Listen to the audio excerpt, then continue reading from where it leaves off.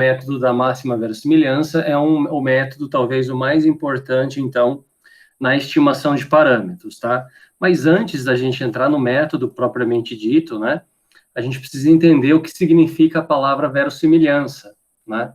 E antes da gente compreender o método, né? A verossimilhança é nada mais, nada menos, é daquilo que é verossímil, ou seja, aquilo que é provável, né, de estar acontecendo. Então, qual é o interesse nosso, né, qual é o nosso, o problema fundamental da estatística, da inferência na estatística? É nada mais, nada menos do que tentar encontrar, né, o valor do parâmetro desconhecido que a gente está buscando aí, né? Então, a gente vai encontrar esse valor, evidentemente, por meio de amostras, né? Então, a partir da nossa amostra, né, a partir que a gente tem uma amostra, né, qual que seria, então, a ideia que a gente coloca um pouco por trás disso é o seguinte, né? Qual é, a partir da nossa amostra, né, qual que é a chance, então, daquela amostra estar ocorrendo, né? Dado um conjunto de parâmetros, né, um ou mais. Então, é mais ou menos essa ideia da palavra verossimilhança, né? Então, assim, o que é verossímil, o que é provável, né? Qual seria o valor provável de θ, né, a partir de uma amostra que foi coletada, né? Ou seja, a gente poderia pensar, então, né, na verossimilhança como sendo definida, né, como algo em função do parâmetro, porque é justamente ele que a gente quer estar calculando, né, estar obtendo informação, né? Então, a verossimilhança é algo que está associado ao parâmetro, ou um conjunto de parâmetros, né, que a gente deseja estimar. E, claro, que tem alguma relação com a amostra, né? Então, a ideia é mais ou menos o seguinte: a partir do momento que a gente coletou uma amostra, qual que é a chance, né, do meu θ, né? Qual seria o meu valor de θ a partir, né, dessa amostra que foi coletada, né? Então, o quão provável é o meu θ, né? Quão verossímil é o meu valor de θ a partir dessa amostra que nós coletamos, tá? Então, essa aqui é um pouco a ideia aí da verossimilhança, né? Então, a verossimilhança, né, como eu falei para vocês, é um conjunto, né? A gente poderia pensar nela como um conjunto, algo associado a um conjunto de parâmetros, né? Algo associado a um conjunto de parâmetros, né? Então, a gente vai denotar ela, né, verossimilhança, ou depois nós vamos associar uma função a isso, né? A função de verossimilhança, a gente vai adotando isso como a letra L, né? Porque vem lá do inglês de likelihood, né? Que é a verossimilhança. Então, a gente diz que a verossimilhança de um conjunto de parâmetros θ, dado os valores observados, né? Ou seja, a partir desse valor que foi observado na amostra, né? Que foi coletado via amostra, qual é o valor do meu parâmetro, né? Isso que é a verossimilhança, né? Como que ela é definida? Então, ela é definida como a probabilidade em observar x, né, dado valores daquele parâmetro, né? Então, por exemplo, qual é a probabilidade, então, de observar uma amostra, dado que o meu valor de parâmetro é igual a 5, ou igual a 1, ou igual a meio, né? Claro que essa probabilidade vai variar. Então, ou seja, quanto maior for essa probabilidade, né, maior vai ser a minha verossimilhança, ou seja, maior será, né, mais provável é que aquele valor de θ vai explicar, né, vai ser um parâmetro proveniente aí, que vai ser explicado por aquela amostra, tá? A gente vai estar, então, num valor próximo a ele, né? Então, a definição é basicamente dessa forma aqui, né? Então, ou seja, a verossimilhança é sempre algo em termos dos parâmetros, né? É por isso que a gente coloca o parâmetro ou conjunto de parâmetros primeiro. Então, é L de θ dado x, né? É isso que a gente quer determinar. Qual é o valor, né? O quão provável é o meu θ a partir da amostra que eu coletei, né? E ela é definida, então, com essa probabilidade. A probabilidade de eu observar esses valores x1, né, x2, x3, né, na amostra, até xn, né, dado um determinado parâmetro aí, que pertence, evidentemente, ao espaço paramétrico aí do θ. né? Então, essa é a ideia de verossimilhança. Aqui seria, a gente poderia pensar, né, isso daqui já está meio que descrito como uma função de verossimilhança, né, mas se fosse uma única observação, né, seria uma única, a gente poderia chamar de verossimilhança e não de função de verossimilhança, né? Mas vamos tentar fazer um exemplo para tentar observar isso, né? Para tentar observar a ideia que está por trás da palavra verossimilhança, né? Então, imagina o seguinte, imagina um exemplo 1, em que nós temos 20 dados, tá, que serão jogados sobre uma mesa, e imagina que quando a gente arremessa esses 20 dados, todos eles apresentam a face 5. Né? Então, você jogou 20 dados, os 20 na mesa apresentou face 5. Então, uma questão que você poderia abordar, né, é o seguinte: será que os dados são honestos? Né? Lembra o que é um dado honesto? Um dado honesto é aquele que possui as 6 faces, né, uma diferente da outra. Né? Então, tem as 6 faces perfeitas, né, um dado perfeito, com as 6 faces. O que eu quero dizer com isso? Que cada face tem a mesma chance, né, de aparecer para cima, certo? Ou uma outra ideia que a gente poderia ter é os dados não são honestos, né, mas aí tem várias possibilidades. Talvez uma delas é que os dados possuem aí faces iguais a 5. Né? Então, ou seja, você tem um dado que tenha 6 faces igual ao número 5. Né? Então, claro, não importa, você pode jogar os 20, claro que os 20 vão dar face 5. Né? Então, a questão é, qual é mais provável aí, né? Qual é mais provável de estar acontecendo? Porque, evidentemente, que você pode ter 20 dados honestos, né? E jogar os 20 e sair 20 faces, 20 faces 5, um para cada dado. Claro, mas a chance a gente observa que é bem baixa, né? Então, né, como que a gente pode trabalhar com esse exemplo, né, e introduzir essa ideia de verossimilhança? Então, nesse contexto, a gente vai considerar essas duas situações, tá? A situação em que uma primeira que os dados são honestos e uma outra que os dados não são honestos, são viciados, e são viciados de tal forma a que todas as faces são iguais a 5. Né? Cada dado só tem face 5.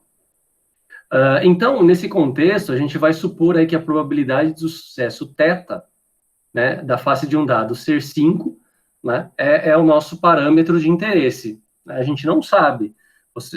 A gente não sabe se o dado é honesto ou não, só se a gente observar esse dado, né? Eu só sei que a face dele é 5 que está lá em cima. Tá? Eu não vou tocar no dado nem nada. Então, a ideia é pensar, claro, que se o dado for honesto ou não, você já sabe esse valor de θ, né?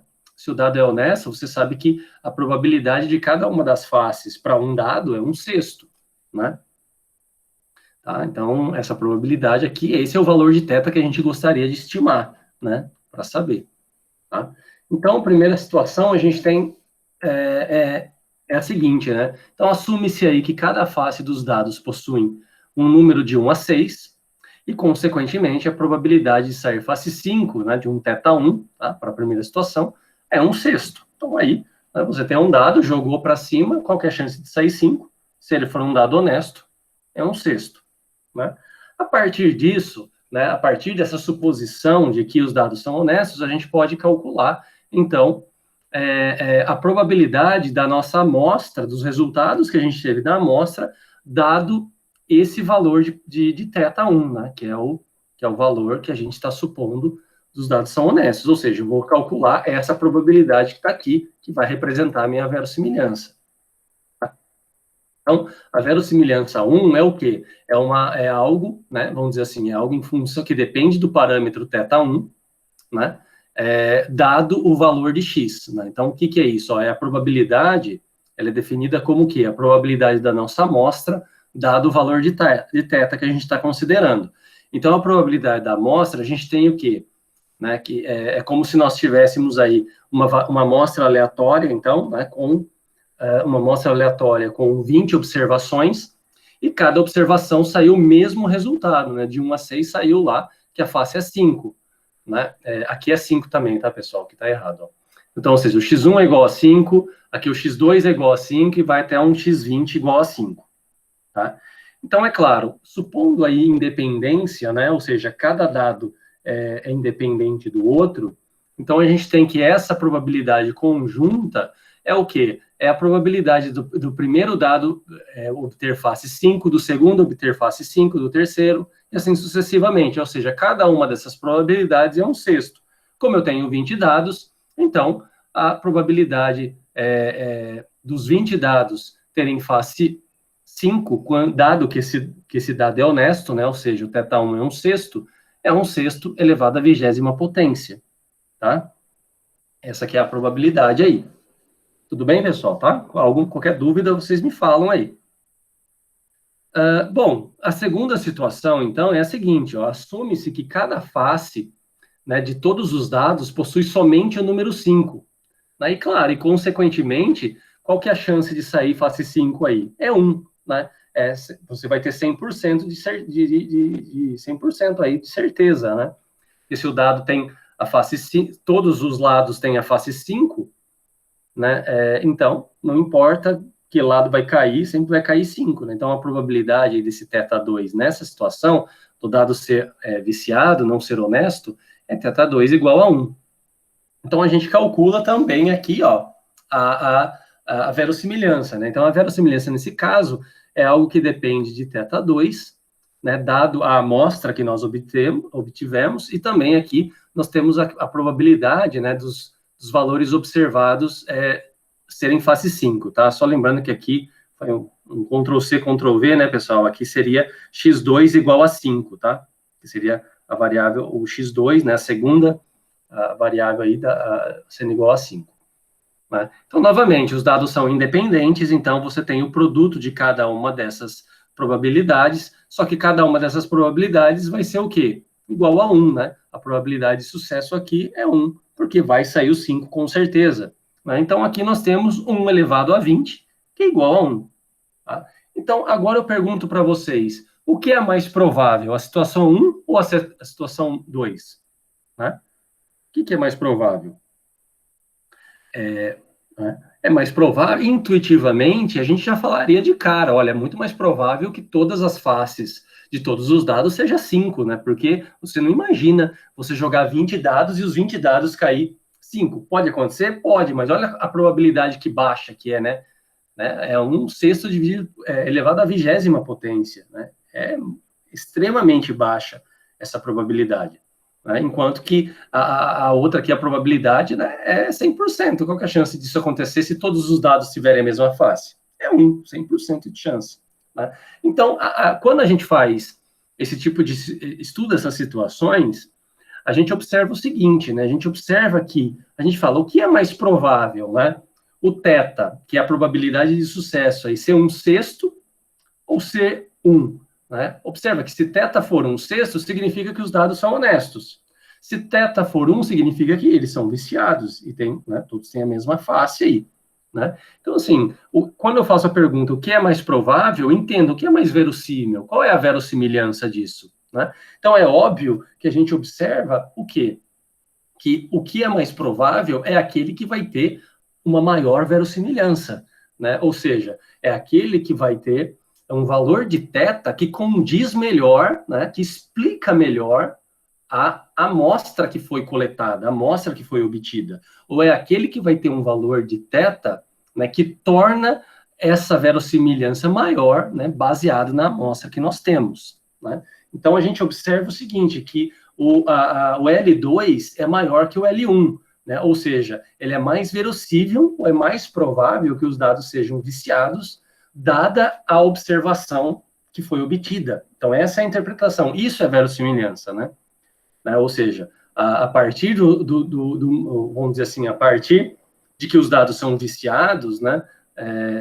A partir da amostra que nós temos, né? Ou seja, dada a nossa amostra, sabendo que a nossa amostra é essa, tem uma chance muito maior desses dados serem viciados. Ou seja, então, θ igual a 1, né, é mais plausível de ser o resultado, né, a estimativa aí desse parâmetro, do que θ igual a 1/6. Tá? Então, essa que é a ideia da verossimilhança. Né? Então, ou seja, qual é a primeira ideia que eu quis introduzir com esse exemplo? Que quanto maior for a nossa verossimilhança, quanto maior é a verossimilhança, mais provável é o valor de θ associado, né, evidentemente, à amostra que foi coletada. Tá? Então, nós sempre buscamos verossimilhanças, né, verossimilhanças que são maiores. As maiores verossimilhanças vão que vai nos mostrar aí que o nosso θ vai estar mais próximo, o valor, né, o valor desse θ vai estar mais próximo, né, do verdadeiro valor de θ, né? Tá? Então, assim, quem desenvolveu essa ideia, né, ou seja, essa ideia de verossimilhanças foi um estatístico e geneticista britânico, né, chamado aí Sir Ronald Fisher, né? Fisher desenvolveu nesses artigos dele, que vai de 1912 a 1922, né? Ele desenvolveu basicamente a base da estatística moderna em 10 anos, né? E nesses artigos, os seus principais resultados foram esses, né? Ele desenvolve o princípio da suficiência, das estatísticas suficientes e da completude, né, estatística completa, e também o princípio que é chamado de verossimilhança, e também como que esse princípio de verossimilhança está associado a estatísticas suficientes, a estatísticas completas, né? Na verdade, o que ele observou? Ele observou que se ele tomasse uma função que era baseada na verossimilhança, que ele chamou de função de verossimilhança, né? Ele empregou, então, a ideia de uma função de verossimilhança com a ideia de que o valor de θ, que vai maximizar, né, a probabilidade dos dados observados, esse valor de θ, né, estaria aí, iria designar para a gente um bom estimador, né, um bom estimador θ-chapéu, né, para a gente encontrar estimativas desse parâmetro. Tá? Então, essa que foi a ideia dele. Então, se eu obtiver uma função na qual essa função vai maximizar a probabilidade desses dados observados, né, dado um parâmetro específico, né, θ, essa probabilidade ia me retornar um bom estimador. Essa que era a ideia, né? Então, a ideia de Fisher foi justamente uma ideia de maximização dessa função chamada de função de verossimilhança, que a gente já vai ver o que é, né? E, então, é claro, é por isso que o método é chamado assim, da máxima verossimilhança, ou seja, a gente vai estar maximizando, encontrando pontos de máximo, né? Os nossos estimadores serão designados por pontos de máximo da função de verossimilhança, tá? E essa ideia, pessoal, ela contrastava um pouco, né? Ela batia bem de frente com a ideia do método dos momentos de Karl Pearson, né? Na verdade, o Fisher mostra que para certos modelos probabilísticos, o método dos momentos e o método da máxima verossimilhança são iguais, né? Você obtém os mesmos estimadores, né? Mas tem uma certa particularidade aí, são para modelos probabilísticos simétricos. Para modelos simétricos, a gente observa isso, né? Mas ele critica duramente, né, os métodos dos momentos, principalmente porque os métodos dos momentos, muitas vezes, nos dá estimadores nos dá estimadores viesados, nos dá estimadores que não são baseados em estatística suficiente, né? Então, a partir dessa ideia, né, e conforme ele conseguiu conectar a verossimilhança, o princípio da verossimilhança, com a ideia de suficiência, de completude, né, então, esse método sobressaiu, né, e aí começou os primeiros embates aí de Fisher e Karl Pearson, né, na história da estatística aí, tá? Bom, então vamos ver um segundo exemplo, antes da gente entrar na ideia do que é a função de verossimilhança, tá? Para vocês estarem observando, né, qual que vai ser a ideia geral desse método aí.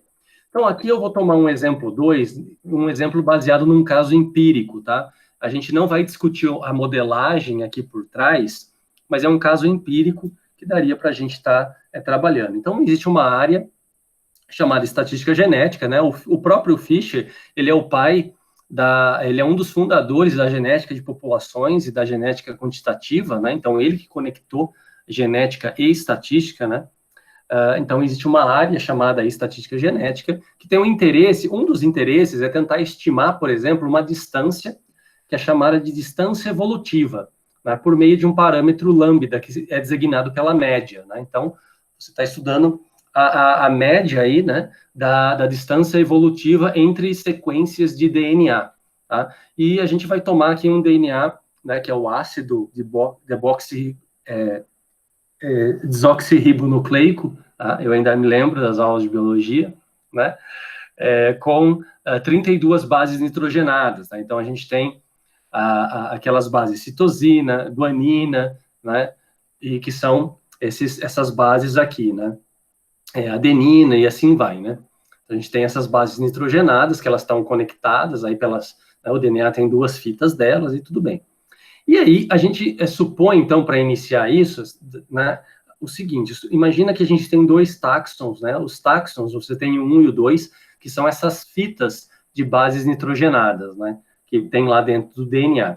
Então, o táxon aqui está de uma fita de um certo DNA, né, e aqui um táxon 2 de uma outra,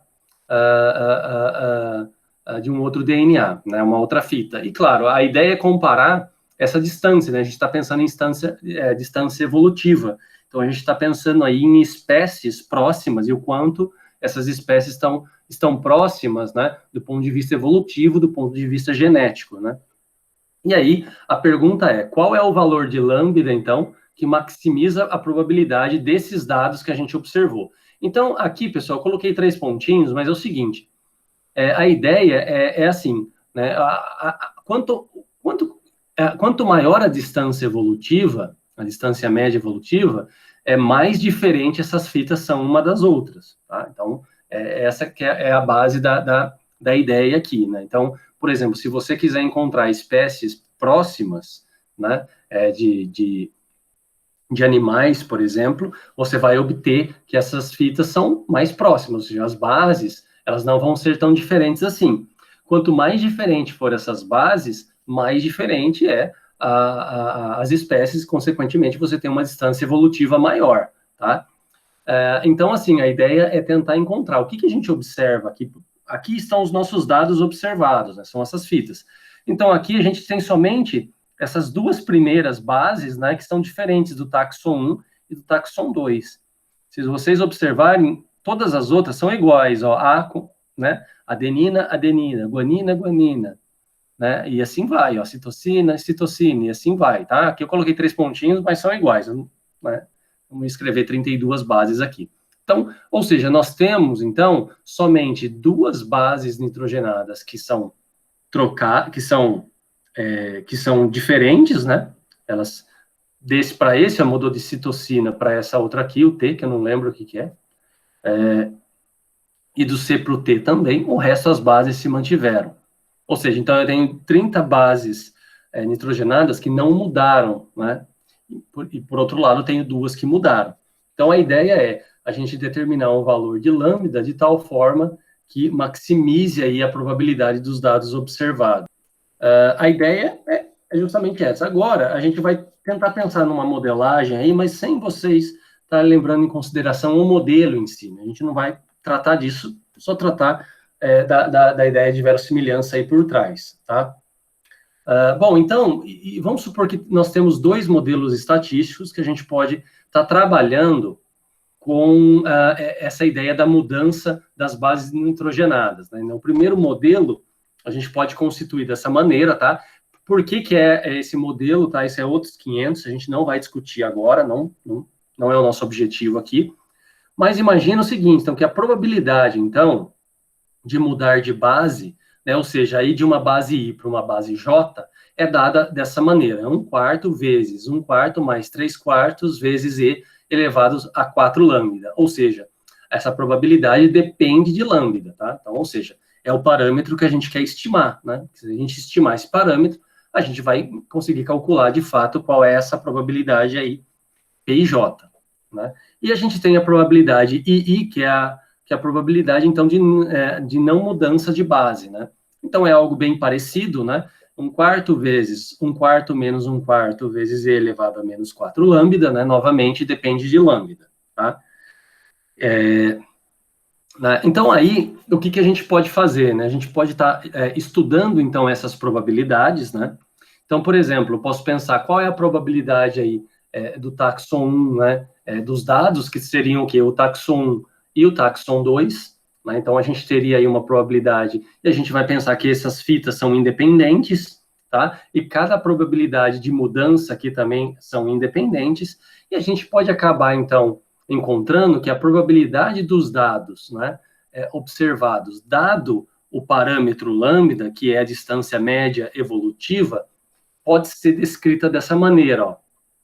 Então, a gente tem aqui, ó, que descrita por meio essa probabilidade, que nada mais é do que a verossimilhança, né? Então, ou seja, é uma função aí que depende de lambda, dados os valores que a gente observou na nossa amostra, né? Então, é a probabilidade, então, de uma primeira variável aleatória observar uma mudança, né? O que a gente observa? Ó, aqui a primeira variável aleatória está aqui, a x1, né? x2, x3, x4, x5, x6, x7, e vai embora, né? Até a x32. A gente supõe aqui que tem 32 variáveis aleatórias aí, né? Em que cada uma delas está associada ao par aqui, né? Ao par dos táxons aí. E claro, a gente tem, então, na primeira variável que tem uma mudança de I para J, I para J, e aqui é tudo I, né? Que são todas iguais aí as fitas, tá? Então, supondo independência aí, nesse caso, entre essas variáveis, né? A gente tem mais ou menos essa situação, tá? Pegando lá o primeiro modelo e o segundo modelo, né? O que está associado, então, à mudança de base nitrogenada somente são duas, né? Então, seria esse modelo aqui elevado ao quadrado. E as outras 30, você tem esse outro modelo. Então, seria esse modelo elevado à 30ª potência, tá? E nós teríamos algo desse tipo, ok? Então, sem entrar muitos detalhes ainda, né, sobre isso, tá? O que importa observar, pessoal, é que a função L, que é a função de verossimilhança, é algo que depende exclusivamente dos parâmetros. E é por isso que vem aqui, ela vem primeiro aqui, né, no parâmetro, tá? A gente indica a notação dela assim, primeiro é o parâmetro que a gente está querendo estudar, depois os dados observados, né? Então, a ideia é o quê? Qual é o valor, né? O que a gente está buscando, na verdade? Qual é o valor de lambda que maximiza essa função L, né? Então, aí que vem a ideia da máxima verossimilhança, né? Ou seja, se a gente encontrar um valor máximo de lambda, né? Qual é o valor, o ponto de máximo nesse caso, né? Para uma função, só que é uma função que depende de lambda. Então, aí é simplesmente fazer um exercício de cálculo aí para estar resolvendo, né? Então, pessoal, se a gente conseguisse aí plotar essa função, né, por exemplo, fazer um gráfico da função de verossimilhança em relação ao parâmetro lambda, a gente pode observar que ela ia ser mais ou menos dessa maneira aqui, ó. Tá? Ela ia ser uma função mais ou menos aqui, e o seu ponto de máximo estaria bem aqui, ó. Né? Bem nesse topo aqui, tá? Para essa questão. Então, a gente pode fazer esse gráfico, a gente vai fazer mais algumas vezes esse gráfico aqui, né? Então, a gente tem aqui a verossimilhança pelo parâmetro, né? Então, está aqui o gráfico dessa função, e nós teríamos algo mais ou menos desse tipo. Então, o que a gente observa? A gente observa o seguinte, né? Observa-se que a verossimilhança máxima, né, é dada para lambda estrela, né, igual a 0,15. Então, o ponto 0,15 me dá o máximo da função de verossimilhança. E esse valor, então, nós chamamos de estimativa de máxima verossimilhança, né? Então, ou seja, o que é a estimativa de máxima verossimilhança? É aquele valor que maximiza aquela função, né? A função de verossimilhança. Né? Então, portanto, a gente pode observar o seguinte, né? Utilizando esse modelo, nós podemos estimar, então, o valor do parâmetro que mais explica, né? Que explica com maior aí, plausibilidade, né? Os dados de acordo com essa função. Tá? Então, essa aqui é a ideia, né? A ideia é a gente estimar um valor de parâmetro que vai aí justamente me dá o máximo dessa função que está baseado nos nossos dados que foram coletados. Então, isso é importante. A gente coleta os dados para poder estimar os parâmetros, né? Sempre assim, tá? Ou seja, então, assim, a verossimilhança ter dado a 0,15, o que você tem de uma interpretação do resultado, né? Ou seja, 0,15 é a distância média evolutiva, né? Que, nesse caso, parece algo pequeno, né? Já que nós temos aqui, ó, uma pequena diferença entre as duas fitas de DNA dessas duas espécies, né? Então, é uma distância bem pequena, e aí tem todo um estudo ali dentro da genética, da teoria da evolução, para estar reportando isso, tá? Então, o interessante é observar isso, né? Para a gente obter essas estimativas de verossimilhança, a gente precisa maximizar essa função L aí, né? Tá? Ok, pessoal? Tá? Então, essa aqui é o princípio do método, né? Então, agora a gente vai tentar entender o que é a função de verossimilhança, do ponto de vista da inferência, né? Então, a definição 1 me diz respeito ao que é essa função L, né? Ora, a função L, se vocês observarem, é o quê? É uma função que computa para a gente, que está computando o quê? A probabilidade da nossa amostra aleatória, né, dado o parâmetro lambda. Ora, então isso daqui pode ser referido como o quê? Como uma distribuição, como uma função de probabilidade conjunta ou uma função densidade conjunta, dependendo se essa amostra aleatória vai seguir uma distribuição de probabilidade discreta ou contínua, né? Então, a definição é baseada nisso. Então, seja aí uma amostra aleatória, x1 até xn, tá? Sempre considerando amostras aleatórias, né? De uma variável aí com uma função densidade ou de probabilidade dado dessa maneira, né? Então, a função densidade ou de probabilidade conjunta é dado essa, né? Observa que o x aqui está em negrito, em que θ é um valor, é um parâmetro do espaço paramétrico θ, tá? Observa-se que esse θ aqui poderia ser um vetor de parâmetros também, tá, pessoal? Não precisa ser um único parâmetro, pode ser 2, 3, 5, 10, enfim, pode ser muito mais, tá? Então, nós dizemos que a função de verossimilhança de θ correspondente à amostra observada é dada por essa expressão, ó. A função de verossimilhança, então, é igual ao quê? É igual à função de probabilidade conjunta. Mas como nós estamos trabalhando com uma amostra aleatória, lembra que uma amostra aleatória, ela é independente, né? São variáveis independentes e identicamente distribuídas. Então, essa função densidade conjunta pode ser escrita como produtório da função densidade de xi dado θ, né? Então, essa é a definição de função de verossimilhança, né? Quando você trabalha com uma amostra aleatória, a função de verossimilhança é dada como o produtório das densidades ou das funções de probabilidade, aí dependendo se essas variáveis são aleatórias ou se são, se essas variáveis são contínuas ou discretas, né? Tá? Então, uma observação que nós temos já aqui para tratar dessa função, né? Então, os dados, né, com o vetor x aqui, né, os nossos dados, que são os valores observados, né, os valores observados dessas variáveis, né, x1, x2 até xn, né, nós dizemos o quê? Que esses dados, eles são mais consistentes com o parâmetro θ do que com um outro parâmetro θ', se a função de verossimilhança associada a θ, né, for maior do que aquela associada a θ'. Então, ou seja, então, quanto maior for essa verossimilhança, né, para um determinado parâmetro, né, mais, de fato, ela vai estar associada, né, esse parâmetro vai ser mesmo o verdadeiro valor que nós estamos buscando para θ, né.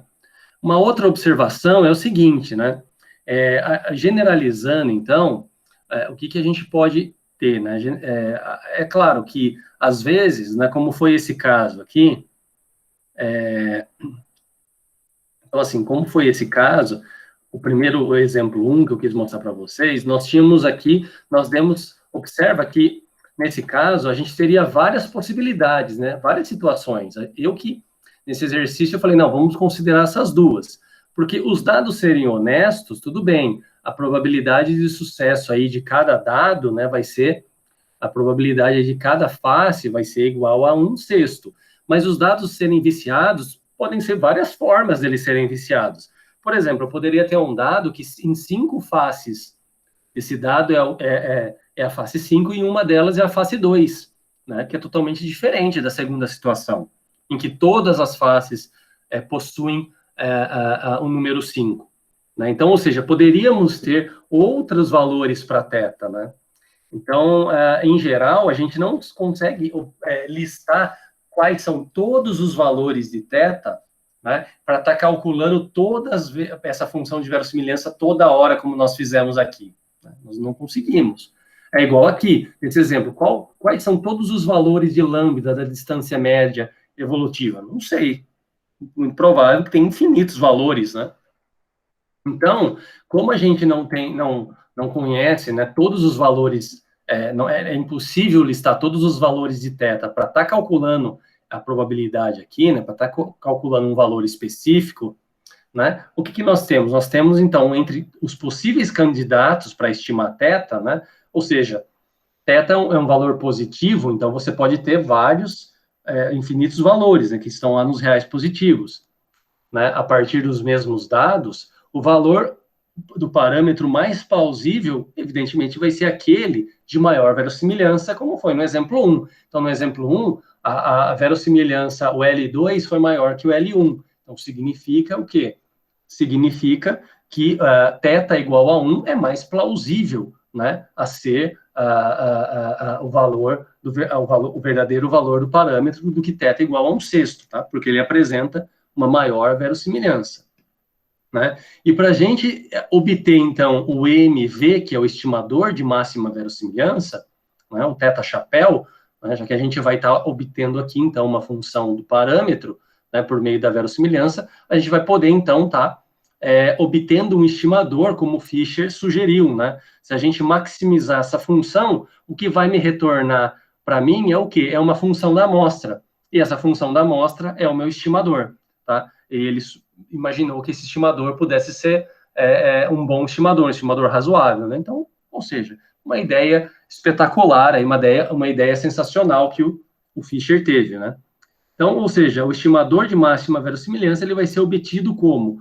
Né, ao maximizar essa função L no espaço paramétrico do parâmetro de interesse. Tá? Então, essa é a segunda observação. Nós temos outras observações, pessoal, porque é o seguinte, ó, vejam só, em geral, quando você está estudando aqui, né, a função L, né, de verossimilhança, ela é o quê? Ela é um produtório das densidades, né? Então, trabalhar com um produtório, com um produto, nem sempre é fácil de você estar maximizando, tá? Às vezes você vai ter que, imagina se você tem aqui uma função que depende de θ em mais de um termo, né? Você tem uma função de θ. Para você maximizar isso, né? Para achar esse valor de θ, você pode ter, né? Qual que é a ideia da maximização? É você encontrar as derivadas, né? As derivadas em relação a esse parâmetro aí e igualar a zero, né? Então, assim, pode ser que isso seja bem complicado de se trabalhar quando nós temos um produto, né? Quando a gente for fazer um exemplo, vocês vão ver como que pode ser complicado. Então, uma ideia é, ao invés de trabalhar com a função de verossimilhança, é trabalhar com o logaritmo dessa função, tá? Que nós chamamos de logaritmo da função de verossimilhança, porque o processo de maximizar a função de verossimilhança é o mesmo de maximizar a função do log de verossimilhança, porque essas funções serão monótonas, né? Então, como a função logaritmo é uma função monótona, né? Vai ser sempre crescente para a gente, então não teria problema você estar trabalhando com a maximização do logaritmo dela. E você fazer o log da verossimilhança, você vai estar trabalhando com o quê? Com uma soma, né? Aplicar o logaritmo aqui, log do produto, você tem uma soma de logaritmos, né, que é muito mais fácil de se trabalhar. Tá? Então, aplicando aí, a gente chama, então, a função, a gente fala de duas maneiras, né, ou o logaritmo da função de verossimilhança, ou a função log verossimilhança, é dado por esse L, por L minúsculo, né, então é o L de θ, dado as observações, que é igual ao log, tá? Esse log aqui é o ln, tá? Só para recordar para vocês, é o log na base E, é o ln da função de verossimilhança, Então, aplicando o log na função de verossimilhança aqui, que é o produtório das densidades, ou da função de probabilidade, isso aqui vai ficar como a somatória do log da função aí, da f, né? Que é a função densidade, ou a função de probabilidade, né? E aí a gente observa que é mais fácil estar trabalhando com essa função, com essa questão de adição, do que com a questão de produto. Tá? Então, né, aqui só uma questão, como a função logarítmica aí é monótona, então maximizar o L maiúsculo ou o L, né, em um espaço paramétrico, eles são processos aí equivalentes. Tá? Então, em geral, a gente trabalha sempre com a função de log verossimilhança. Né? E agora, como que a gente encontra aqui, né, agora sim, já falando do método propriamente dito, né? Então, o método de verossimilhança, basta a gente maximizar essa função aqui, né? Então, se essa função do log verossimilhança ela é contínua e diferenciável no espaço paramétrico, então o estimador de máxima verossimilhança de θ, ele pode ser obtido resolvendo um sistema de equações que é dado pela função score. Lembra que era a função score que a gente definiu lá atrás? Função score é a derivada, né? É a derivada de quem? Do log é a derivada, então, do log da função densidade, né? Então, a verossimilhança acaba se assemelhando com a função, com o log da função densidade, né? Ou de probabilidade, tá? Então, ou seja, aqui a gente pode cair numa equação, né? Por que a gente pode cair num sistema de equações? Porque eu posso ter mais de um parâmetro, por isso que eu deixei como derivadas parciais, tá? A gente pode ter mais de um parâmetro, então eu posso ter, por exemplo, que nem na normal, eu tenho um parâmetro μ e o parâmetro sigma ao quadrado, né? Então a gente pode ter um sistema de equações aí, né? E as equações de máxima verossimilhança, então, são expressas, né? Por esse U de θ chapéu igual a zero, igualando isso a zero, né, que, em geral, pessoal, são equações não lineares. Né? Então, nem sempre é simples de encontrar um estimador explícito, né, de forma fechada, da verossimilhança. Em geral, a gente não obtém. Então, aí a gente vê a necessidade de estar utilizando métodos numéricos, como, por exemplo, o método de Newton-Raphson. Existe um outro método mais utilizado pelos estatísticos, que é chamado algoritmo EM, né? São métodos mais interessantes. Mas mesmo assim, muitas vezes dando equações não lineares, né, dando equações que você não tem explícitos estimadores para os parâmetros, é preferível estar utilizando o método da máxima verossimilhança do que o método dos momentos, justamente por causa das propriedades da função de verossimilhança que a gente vai acabar vendo aí na semana que vem, tá? Então, vamos ver um exemplo em como que a gente atua, né, como que a gente desenvolve esse método, né, e como que a gente consegue encontrar o estimador aí, tá? Então, assim, né, imagina que a gente tem, então, uma amostra aleatória aí, né, x1 até xn,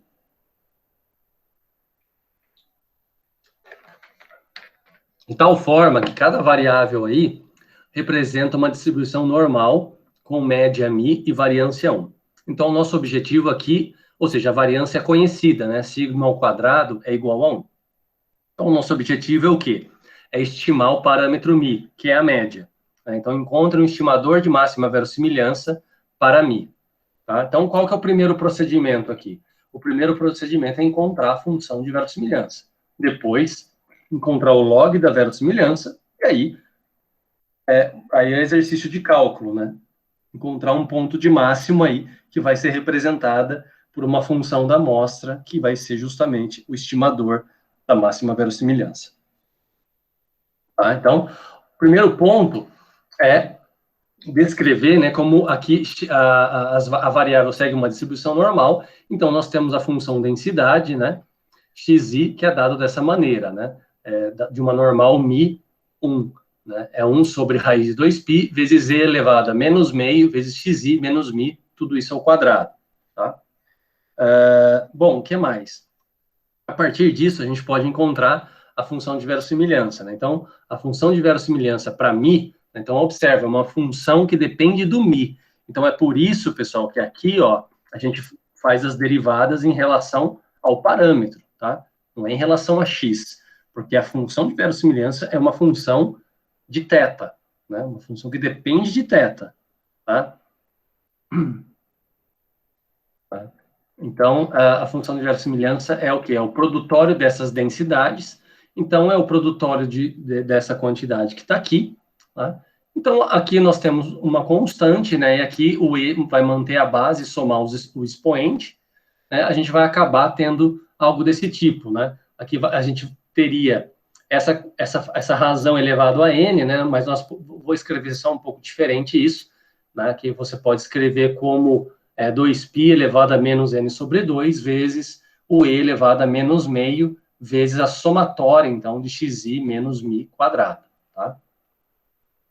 Então, pessoal, olha só, agora imagina, você ter que maximizar essa função, às vezes não é tão simples, tá? É que nesse caso, esse termo aqui foi constante, mas se esse termo aqui também dependesse de mi, você ia ter que fazer uma derivada gigantesca e às vezes só ia te dar mais trabalho. Então, é por isso que a ideia é utilizar o quê? O log da verossimilhança, né?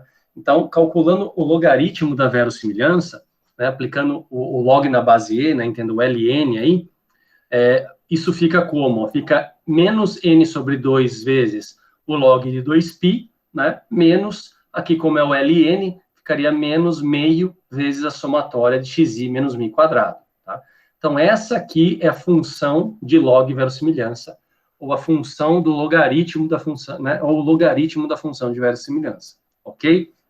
Tudo bem, pessoal? Alguma dúvida até aqui, no início desse método?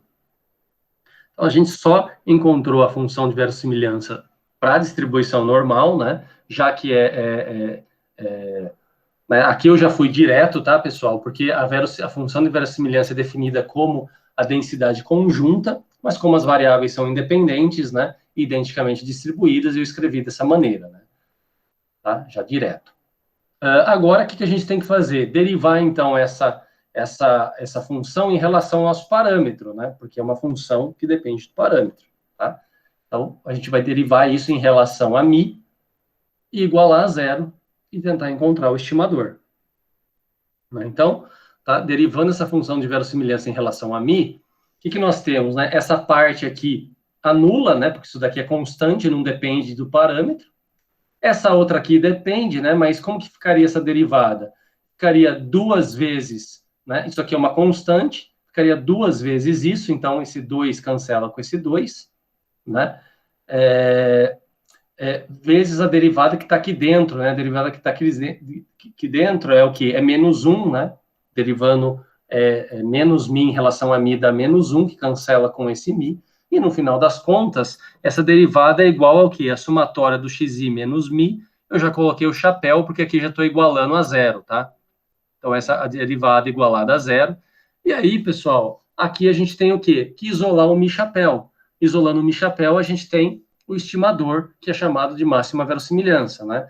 Então, aqui dentro a gente pode separar, né, esse somatório. Nós separaríamos aqui como a somatória de xi menos n vezes mi chapéu, né? Então, nós teríamos que mi chapéu é igual ao quê? A 1 sobre n vezes a somatória de xi, que é o próprio x barra, né? Claro que eu só vou fazer essa vez aqui, tá, pessoal? Lembra que, na verdade, né, para você garantir que é um ponto de máximo isso, você teria que encontrar a segunda derivada, né, e ela tem que ser negativa, né? Se a segunda derivada dessa função for negativa, aí sim a gente encontra aí que esse mi chapéu, de fato, né, é um ponto de máximo da função, né? Senão ele seria só candidatos aí.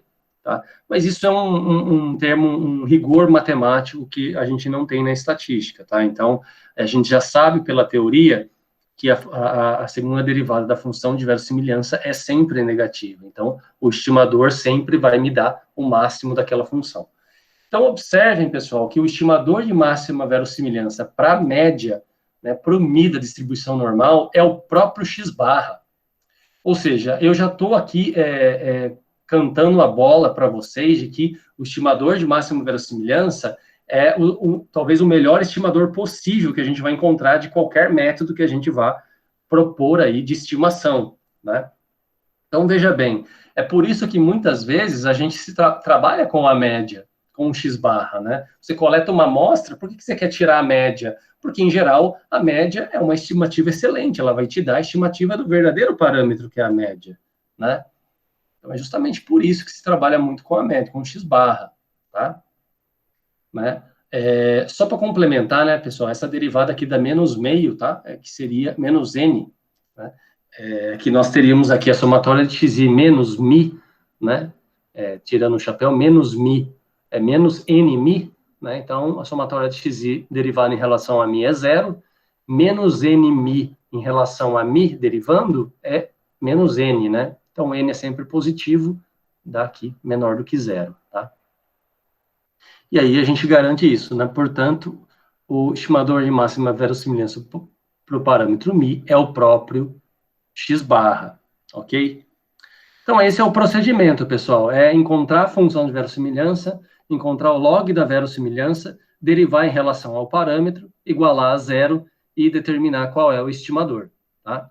Nunca vai fugir disso, tá certo? Nesse segundo exemplo, ó, vamos encontrar, então, agora, o estimador de máxima verossimilhança para uma amostra aleatória, né? Para uma amostra aleatória que segue distribuição exponencial, né? Então, aqui segue uma distribuição exponencial com o parâmetro lambda, né? Então, encontra aí o EMV para lambda, tá? Então, é o mesmo procedimento. Primeiro, a gente vai lá, a gente vai ali, a gente observa que a função densidade, então, para uma variável aleatória que segue distribuição exponencial, é lambda vezes e elevado a menos lambda xi, né? Em que xi retorna valores positivos, né? Só lembrando que o lambda aqui também retorna valores positivos, né? Esse lambda é positivo, tá? Para exponencial. Então, essa aqui é a função densidade da distribuição exponencial.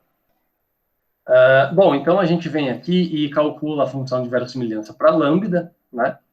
Ela é, então, o produtório do f de xi, né? Então, substituindo a função densidade aí, a gente tem o produtório de lambda vezes e elevado a menos lambda xi. Então, aplicando aí, né, o que a gente vai encontrar? Lambda elevado a n vezes o ESP, né, de menos lambda vezes a somatória de xi, né? Então, pessoal, olha só. Veja só aqui nesse caso, né, se a gente vai fazer a maximização dessa função, né, então veja como fica mais chato, né, de trabalhar, porque você tem que fazer a derivada em relação a lambda. Então, você vai derivar a derivada do primeiro vezes esse, né, mais o primeiro vezes a derivada do segundo. Então, assim, pode criar, mas, né, esse aqui é um caso simples, mas você cria vários termos, né? Então, se você tiver uma função de probabilidade tem uma densidade complicada, evidentemente vai ter uma verossimilhança complicada. Então, é melhor, para evitar isso, é que a gente trabalha com o logaritmo dela, tá? Então, aplicando o log da verossimilhança, a gente tem essa função aqui, ó, muito mais simples de se trabalhar, né? Que aqui fica n vezes o log de lambda, né? O ln de lambda, menos, né, aplicando aqui a função ln, fica menos lambda vezes a somatória de xi, tá? Então, novamente, a gente vai derivar em relação a lambda e já igualar a zero. Então, quando eu faço essa derivada e igual a zero, eu já posso colocar o chapéu aqui no lambda, né? Então, fica aqui a derivada do log de lambda em relação, né, desse termo aqui em relação a lambda, fica o quê? N vezes, n é constante, né? N vezes 1 sobre lambda, menos a derivada desse termo em relação a lambda é menos a somatória de xi, né? Nós temos isso. Então, aí a gente iguala e isola o lambda chapéu aí. Nós vamos ter o quê? Que o lambda chapéu é igual a n sobre a somatória de xi. E se a gente conseguir passar esse n para baixo, né, fica 1 sobre a somatória de xi dividido por n, ou seja, 1 sobre x barra, né?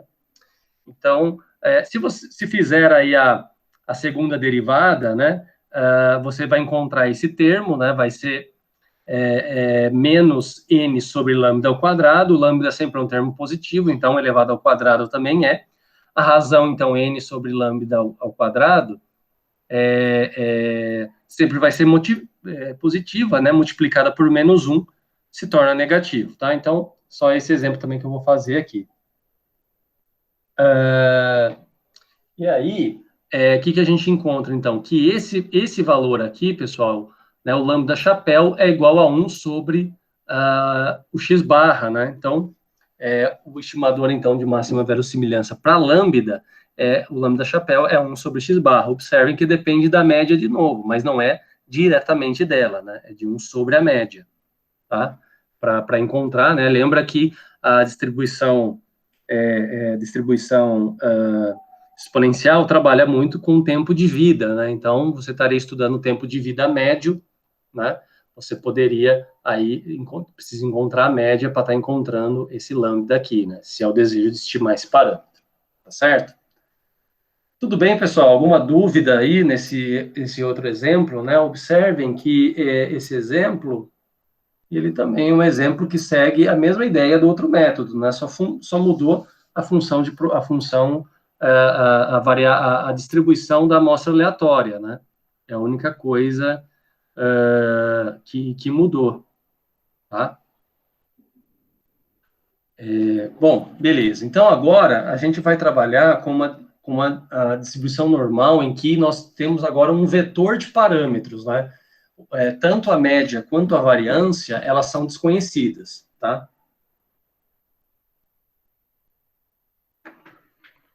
Né? Tanto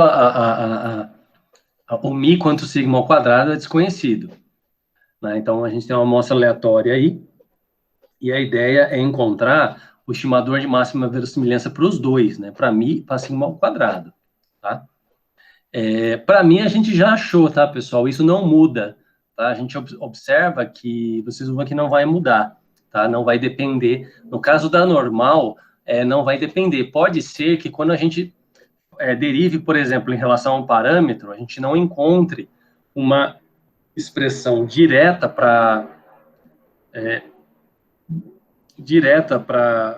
algum parâmetro, justamente porque um parâmetro, a derivada da função, um parâmetro pode depender do outro, tá? Né? Mas vamos ver, então, como que a gente trabalha aqui, né?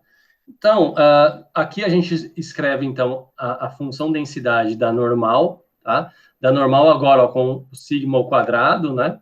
Então, a variância é desconhecida, então é 1 sobre raiz de 2π sigma ao quadrado vezes e elevado a menos 2 sigma ao quadrado vezes xi menos mi quadrado, né? A função densidade da normal aí, né? Com os dois parâmetros desconhecidos.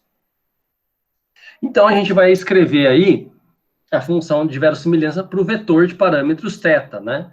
Que é dada dessa maneira. Então, é a função, é o L, né, de mi sigma quadrado, dado os dados observados. Né? Então,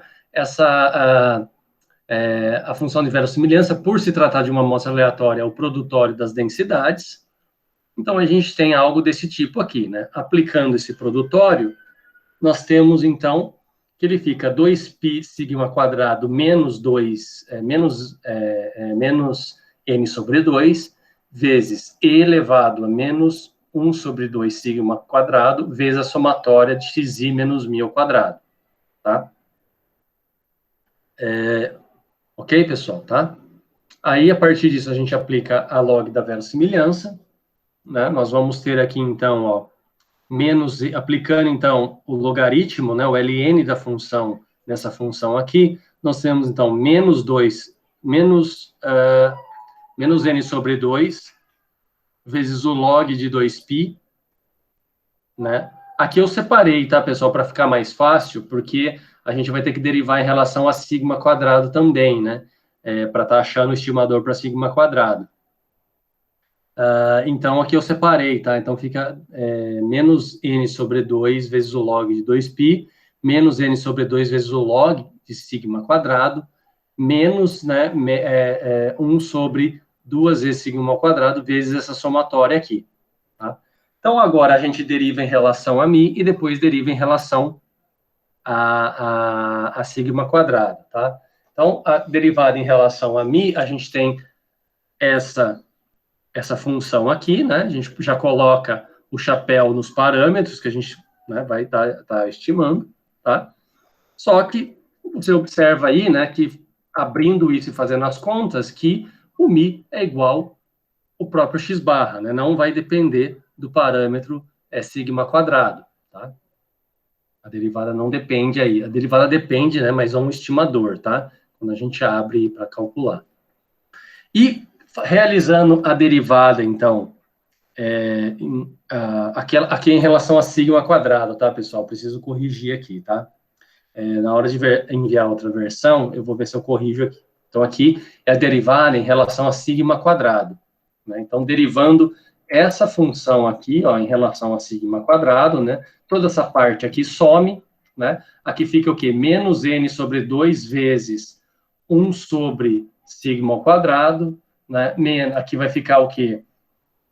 Vai ficar meio vezes essa quantidade, né? Vezes 1 sobre sigma ao quadrado elevado ao quadrado, e vai vir um valor, um outro menos que vai cancelar com esse menos aqui, né? E a gente vai ter, então, uma situação dessa, ó, tá? E aí, o que a gente precisa fazer, pessoal? A gente precisa isolar o sigma quadrado, tá? Chapéu, né? Mas observem que ele depende do mi chapéu.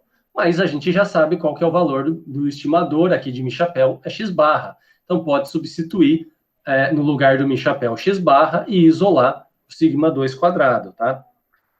Então, fazendo isso, pessoal, o que a gente obtém? A gente obtém que o sigma 2 chapéu é o quê?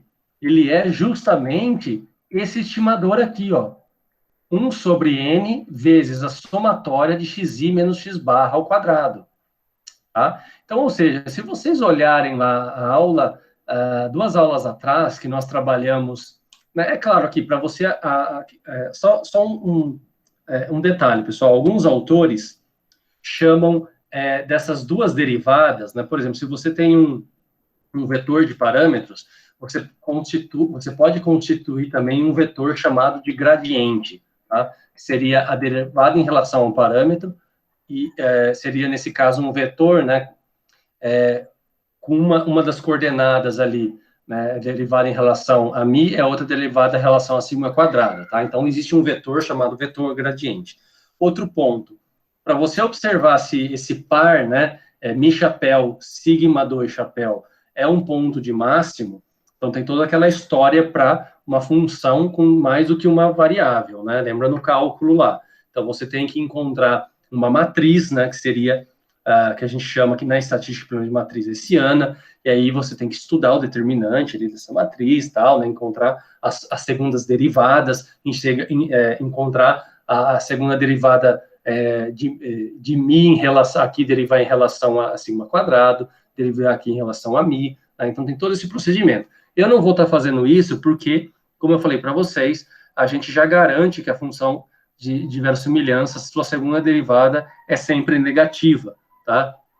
E nesse sentido, não tem muito porquê tá fazendo isso, né? Esse é um exercício muito mais de cálculo do que para estatística mesmo, né? Agora, indo para o lado da estatística, né, observa o seguinte, ó, que o estimador de máxima verossimilhança para a média, quando a amostra aleatória segue a distribuição normal, é x barra. Para a variância, é 1 sobre n vezes a somatória de xi menos x barra ao quadrado. Ou seja, esses dois estimadores, eles coincidem exatamente com o método dos momentos que nós fizemos há 2 aulas atrás. Se vocês pegarem lá os slides, vocês vão ver que na distribuição normal, você encontra também esse mesmo estimador aqui. E foi justamente isso que o Fischer falou. O Fischer falou o seguinte: quando que o método dos momentos vai coincidir com o método da máxima verossimilhança? Vai coincidir somente se as distribuições são simétricas, e a normal é uma distribuição simétrica.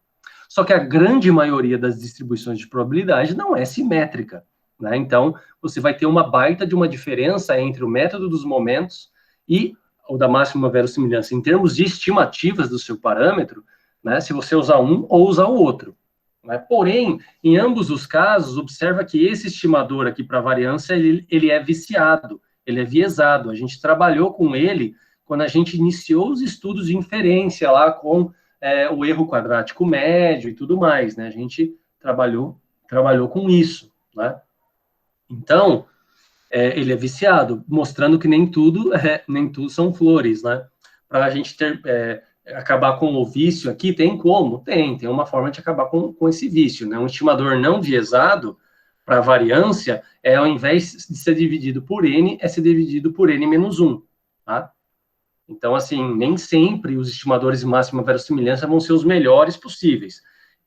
O que a gente observa é que talvez a gente não encontre estimador melhor do que ele, né? Mas nem sempre ele vai ser não viesado, nem sempre ele vai ser de variância mínima, né? São propriedades que a gente vai acabar comentando aí, né?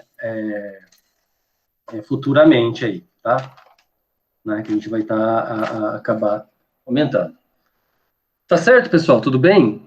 Então, essa é a ideia aí das funções, né? Aí de máxima verossimilhança e tal, tá? Do estimador, né? Então, vamos tentar ver um pouco isso no algo mais prático, tá, pessoal? Vamos tentar fazer algo mais prático aqui. Então, eu vou fazer um exemplo no R com vocês, supondo uma distribuição normal. Primeiro, para uma distribuição normal que tem uma variância conhecida, né? Como foi o exemplo 2, o exemplo 1, desculpa, que a variável tinha aqui, a variância era 1, né? No caso do nosso exemplo mais prático, eu vou deixar que a variância sendo igual a 4, tá? Né? Então, a gente vai fazer um exemplo mais prático em que a gente coleta dados, tá? Então, vamos supor que esse vetor de dados aqui, esses nossos dados, cada um desses valores são valores observados de uma variável aleatória que segue distribuição normal, né? Então, aqui, esse 12 veio da x1, esse aqui veio da x2, e assim vai, né? Então, aqui acho que a gente tem 10. 3, 4, 5, 6, 7, 8, 9... 10, tá? Então, a gente tem aqui uma amostra aleatória, né? Então, de uma distribuição normal, com média μ e variância conhecida que é igual a 4, né? Então, cada um desses valores é proveniente da onde? É proveniente, então, de uma distribuição normal que tem média desconhecida, mais variância igual a 4, tá? Então, o objetivo aqui não é estimar o mi-chapéu, porque isso a gente já fez. Estimar o mi-chapéu a gente já sabe, né? Que o estimador de máxima verossimilhança para normal, a gente já viu que é o próprio x-barra. Então, qual que vai ser o estimador aqui? É só tomar a média desses dados, tá? Pega a média aqui, é o x-barra, é o estimador de máxima verossimilhança, tá? A ideia é a gente plotar o gráfico da função de verossimilhança em relação ao parâmetro μ, tá? Para a gente ver aí qual é a cara desse gráfico, né? E onde que estaria aí o estimador, onde que a gente identifica o estimador de máxima verossimilhança, tá? Então, aqui uma solução mais analítica, né? É os passos que a gente tem. Então, primeiro, a gente tem lá essa amostra de 10 valores, né? Que é proveniente de uma variável aleatória normal μ4, né? Aí a gente tem que a função densidade é dada dessa forma, tá? Porque o sigma ao quadrado é igual a 4, né? A função de verossimilhança, que eu só vou deixar em termos do parâmetro aqui, μ, né? É dada dessa maneira, e a log da verossimilhança é dada dessa maneira aqui, tá? Claro que abrindo, né, aquele xi menos μ ao quadrado, tá? Então, abrindo, a gente tem algo desse tipo aqui. Então, a nossa intenção agora então, o quê? É fazer um gráfico, então, de esse elinho, né, versus μ, e a gente vai tomar vários valores da média e calcular, então, esses valores aqui. Então, eu vou fazer isso no software R, né, para vocês terem uma ideia, tá? De como que, para a gente plotar esse gráfico aí. Tem várias maneiras de fazer isso lá no R, tá? Eu vou fazer por uma delas só, né? Bom, então, o que a gente tem aqui, ó? Tá, então, eu tenho aqui, então, um código, tá? Da minha função de máxima verossimilhança. Deixa eu só ver se está no... eu vou tentar aumentar um pouco aqui. Tá? Vou aumentar. Não sei se fica muito grande. Tá, vou deixar esse tamanho aqui, pessoal, tá? Só para a gente poder trabalhar melhor, né? Então, esse comando aqui no R, ele vai limpar a memória do software, tá? Aqui eu estou inserindo os meus dados, ok, pessoal? Então, vim aqui, vou inserir meus dados, né? Então, tá aqui os meus dados. E aqui eu vou construir, tá? Eu vou fazer de uma forma mais manual. Daria para fazer de outra maneira? Claro que sim, mas eu vou fazer de uma forma mais manual. Qual é a forma mais manual? Eu vou estar construindo essa função aqui, vou estar escrevendo essa função no R. Então, eu tenho que escrever quem que é a somatória do xi, eu tenho que escrever quem que é a somatória dos valores ao quadrado, eu tenho que definir ali os valores de parâmetro de mi, né, para eu construir o gráfico, tá? Opa. Então, tem uns procedimentos aí. Tá? Então, aqui eu vou chamar desse sx2, né, a soma dos valores de x ao quadrado. Tá? Esse s de x, a soma de x, né? Então, aí é simples, né? Se você se rodar aqui, você vai obter isso. Né? Aqui eu vou criar uma sequência, pessoal, de valores de mi, tá?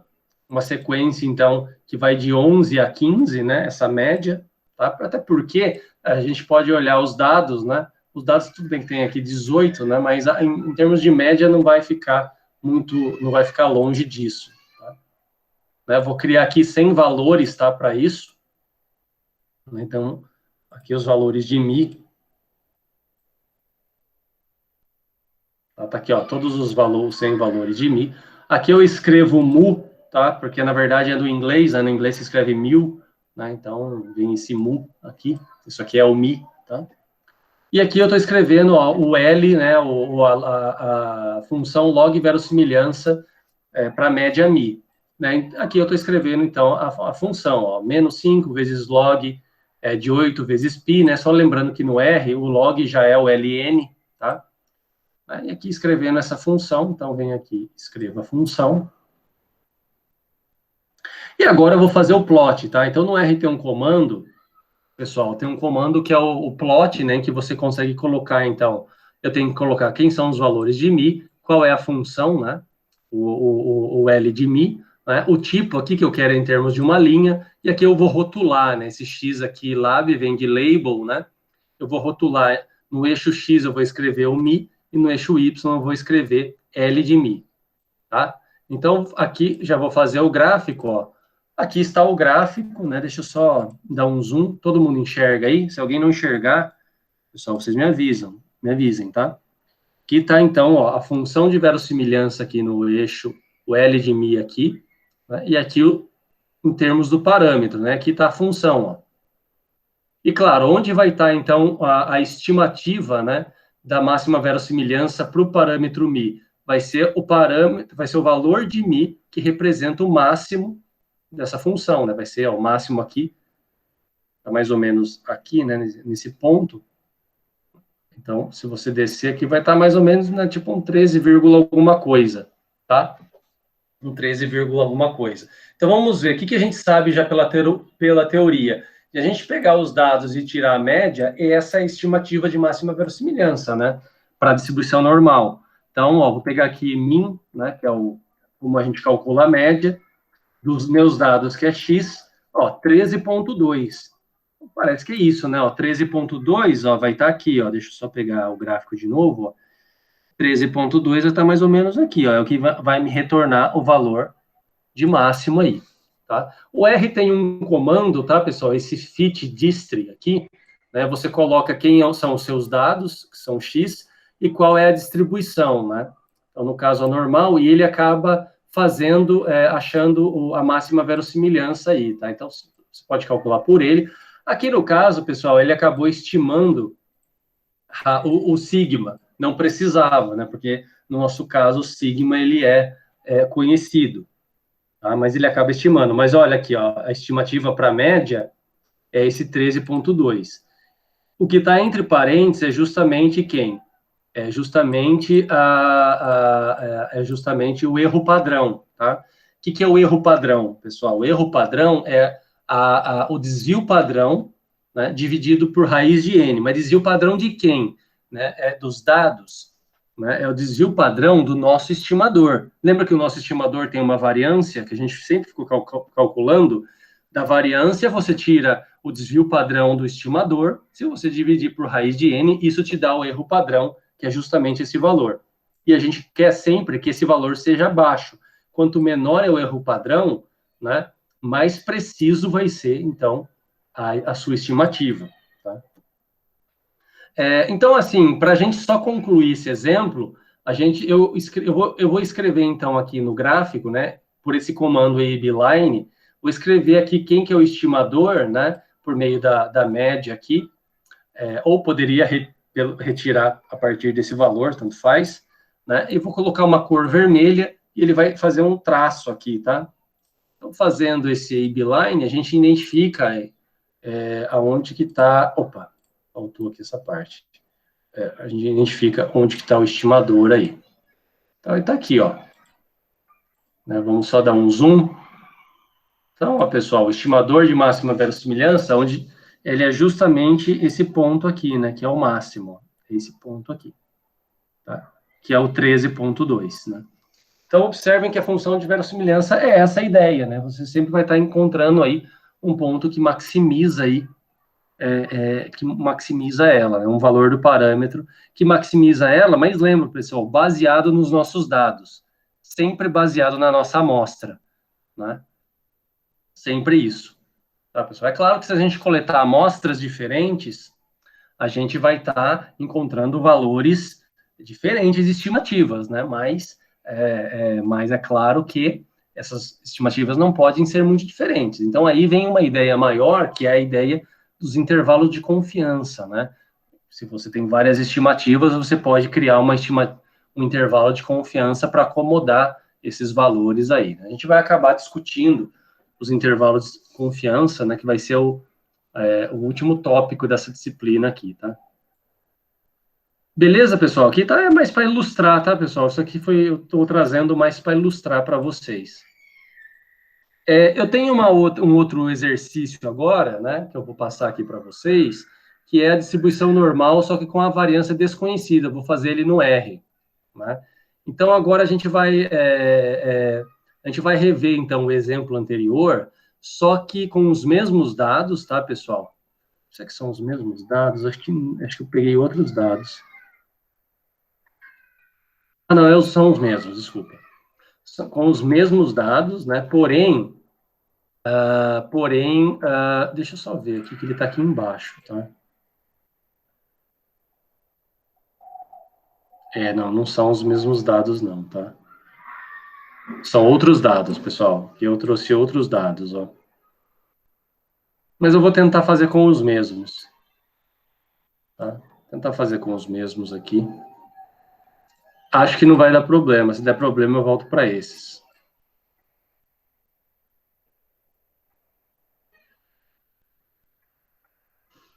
Tá? Vamos fazer para esses dados aí. Vamos voltar aqui. Então, a ideia aqui ó, é o seguinte, né? Porém, a variância populacional, né, o sigma quadrado, ele não é conhecido. Né? Então, a gente então tem dois parâmetros nas quais a gente quer fazer inferência, o mi e o sigma quadrado aí, tá? Então, o objetivo a gente vai ter um gráfico 3D agora, né? Porque a gente tem dois parâmetros, né? Então, a gente vai ter a função de verossimilhança em função de dois parâmetros, tá? Então, a solução analítica é a mesma, né? É aquela que a gente já viu, tá? Só que agora a gente tem o sigma aqui, né? Ele não está mais explícito em termos de um valor. E para n igual a 10, né? Considerando uma amostra, então, de 10 valores, como é o nosso caso, a gente vai ter, então, essa aqui vai ser a função de verossimilhança, tá, pessoal? Agora depende do sigma e depende do mi, tá? Então, a ideia está fazendo um gráfico aí, né, da função de verossimilhança em termos de mi e de sigma, né? Então, aqui eu vou estar usando os mesmos dados, tá? Vou criar um vetor de parâmetros, né?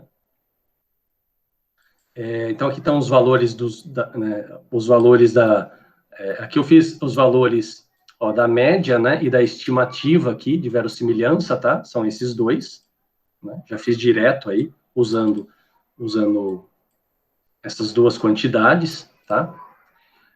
Agora aqui eu vou criar uma função, que eu estou chamando a função de log verossimilhança, tá? Em termos de uma função.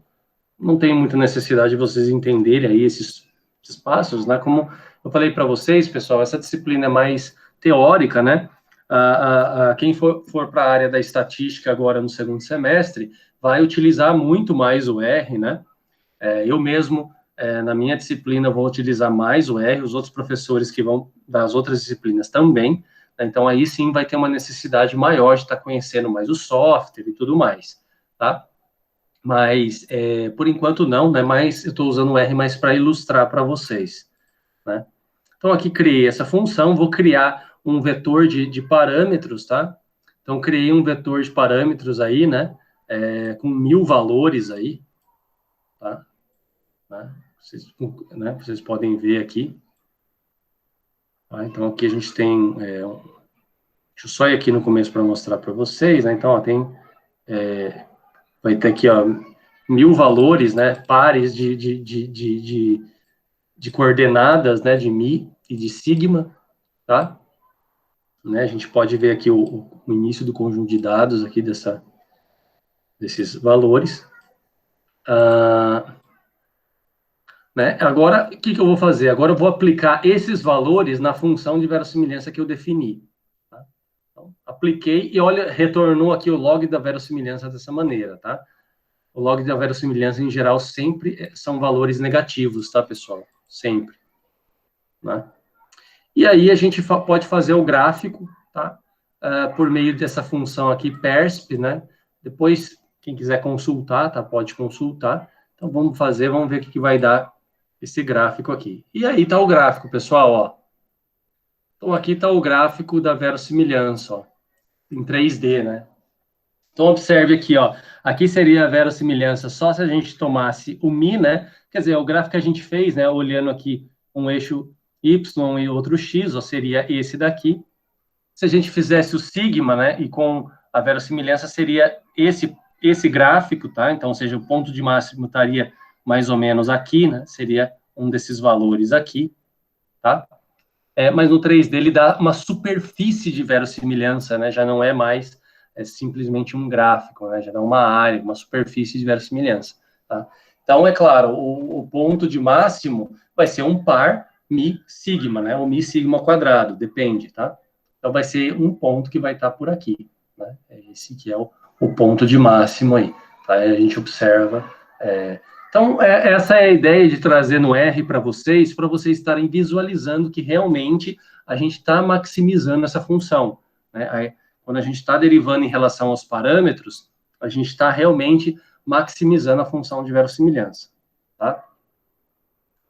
Certo? Aqui tem outras ideias, né? Outras formas, em vez de você criar um gráfico desse tipo, você usa essa função contour aqui, né? E você tem o gráfico de contorno, tá? Você tem aqui um gráfico de curva de nível, né? Só que aqui ficou algo bem esquisito, tá? Ele ficou bem esquisito aqui. Mas ele te daria uma curva de nível aqui entre sigma e mi, né?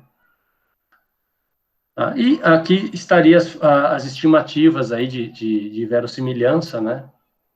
Que seriam o 13, né? E o 2,82, tá? Se fosse desconhecida a nossa aqui é o sigma, tá, pessoal? Para obter aí a variância, isso teria que elevar esse valor ao quadrado, né? 2,82 vezes 2,82, aí, ó, 7,9 seria a estimativa da 7,9 aí, tá? Tá ok, pessoal? Então, essa que era a ideia de trazer aqui algo mais prático para vocês estarem vendo, tá? Depois eu posso tá enviando isso para vocês, tá? Para quem trabalha no R aí, para estar trabalhando e verificando aí, né? Se quiser, tá? Bom, vamos só finalizando aqui, né, pessoal? Nós temos esse gráfico, né? Então, aqui tem uns passos, né, para quem desejar desenvolver a máxima verossimilhança no R, né? Primeiro, a gente tem que, então, entrar com os dados armazenados, né, num vetor de dados, calcular as estimativas de máxima verossimilhança para elas, né? Então, eu tenho que saber isso da teoria, criar uma função que calcula o valor da log verossimilhança para os pares de valores que a gente tem, né?